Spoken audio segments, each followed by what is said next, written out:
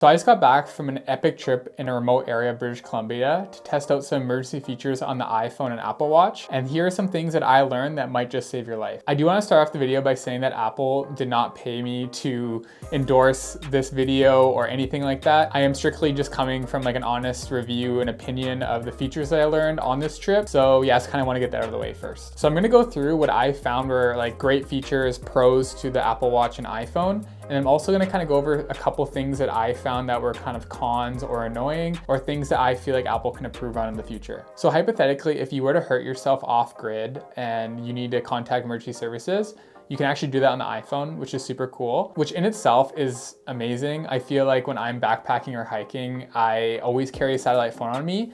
So to have the iPhone be able to do that without even having to worry about it, say you forget your satellite phone at home or your satellite device, I feel like everyone's kind of holding their iPhone. So the fact that iPhone can actually connect to satellites is really cool.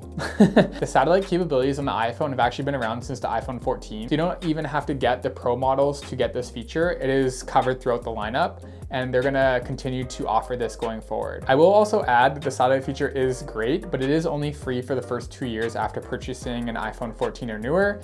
I don't know what the price is. I tried to look online. There wasn't much information on it. I think it might be carrier based, but I'm not sure.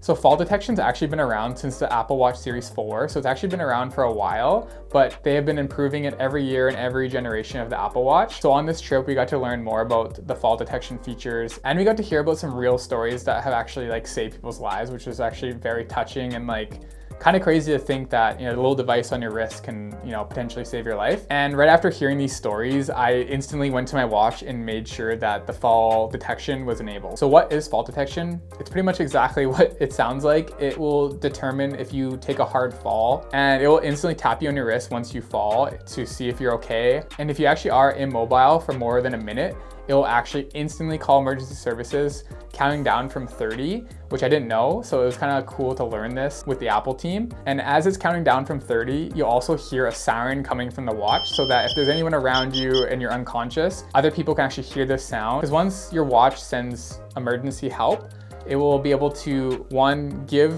emergency your coordinates, and two, it will also send your coordinates to your emergency contact in your phone. So if it's like your parent or something, they'll instantly get a text saying that you've fallen and you're immobile, which is so cool. Like, I think, like, obviously I hope no one is in a situation like this, but if you are, like, just know that you're pretty much covered. So these features could potentially save your life. I think they're great to know, but there are some caveats to the features that I found, and I will kind of talk about that later. But next, let's get into my last pro of the devices. Okay, so I'm an avid hiker and backpacker, if you didn't know. So a lot of the times I can be off grid and I'll be following a map on my phone. So before you start your hike, you're actually able to start the backtrack feature. You can find it in your compass app.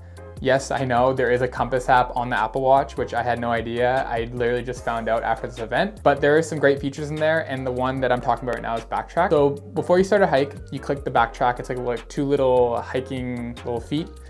And you click that before you start your hike.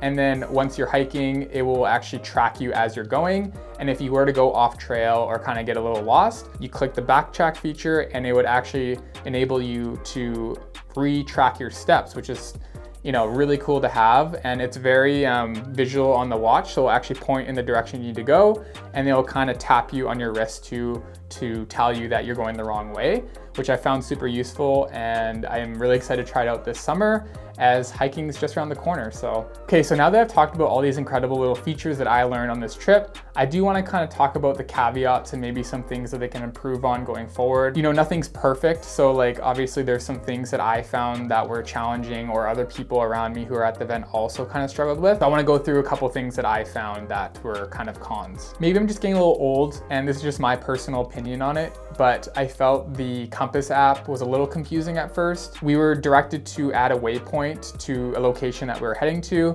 and I found that it was a little hard to go through the menu and kind of figure out how to do that. It took me like 1 or 2 times to figure it out, and looking around, it felt like most people in the room also was having issues trying to add the waypoint. And so that's kind of like one thing I learned from the compass app, is it's a little bit of a learning curve, but I found that it was a little confusing, and maybe it was me and not the UI, but kind of something I want to note, as it can be a little confusing when you're first starting to use the app. Overall, it's a really great app, but I think it can be improved, obviously.